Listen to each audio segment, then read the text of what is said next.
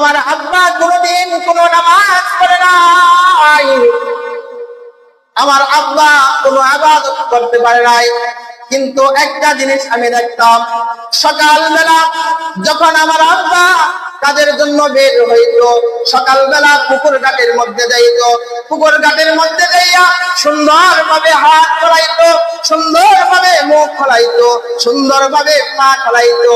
খোলানোর পর আমাদের তক্তার উপরে, ঘরের উপরে একটা তক্তা আছে, তক্তার উপরে একটা বই আছে, এই বইটা হাতের মধ্যে নিয়ে নিয়ে বলতো, হাযা কালামুল্লাহ যালিকাল কিতাব, হাযা কালামুল্লাহ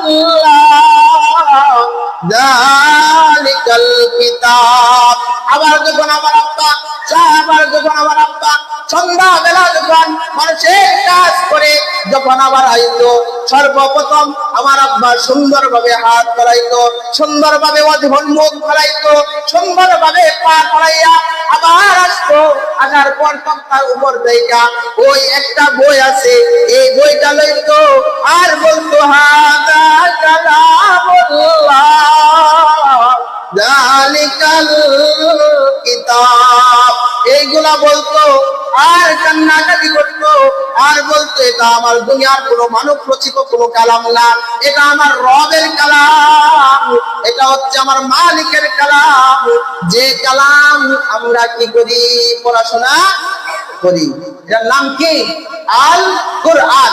এই কোরআনের কারণে আল্লাহ তাআলা তাকে কি করছে, কোনো ইবাদত করতে পারে নাই, কিন্তু একটা আমল করতো, এক আমলের কারণে তার কবরটা ফুল দিয়া ভরপুর করে দিয়েছে। বলেন সুবহানাল্লাহ। এজন্য নবী আলাইহিস সাল্লাম কত কাফেররা কত নির্যাতন করছে, কত টর্চার করছে, তারপরে আল্লাহ রাসূল কি করে নাই, ইসলাম হন নাই। বড় বড় যারা আমাদের যে ইমামরা আছে তাদেরকেও জেলখানার ভিতরে বন্দী করে কাফের মুশরিকরা আঘাত করেছে, তারপরেও ঈমান থেকে পলায়ন করে নাই। আমরাও বলতে চাই, আমরাও ইলমে দ্বীন শিক্ষা করতেছি, ইলমে দ্বীন শিক্ষা করার পরেও আমরা যখন ইলমে দ্বীন বুঝবো, নাস্তিক আর মুরতাদ যতই পাই তারা করবে, তাদেরকেও আমরা ছাড় দিব না। বলেন ঠিক কিনা? কারণ এই দেশ শাহজালালের দেশ। ছোটে আয়ে শাহজালালের মেরে দেখে সৈনিকেরা কতল কর গোবিন্দের ওই চালাচা মুন্ডা গোলা, ঠিক না? শাহজালালের মেরে দেখে সৈনিকেরা কতল কর গোবিন্দের ওই চালাচা মুন্ডা গলা, বলিতে এই ভূমিতে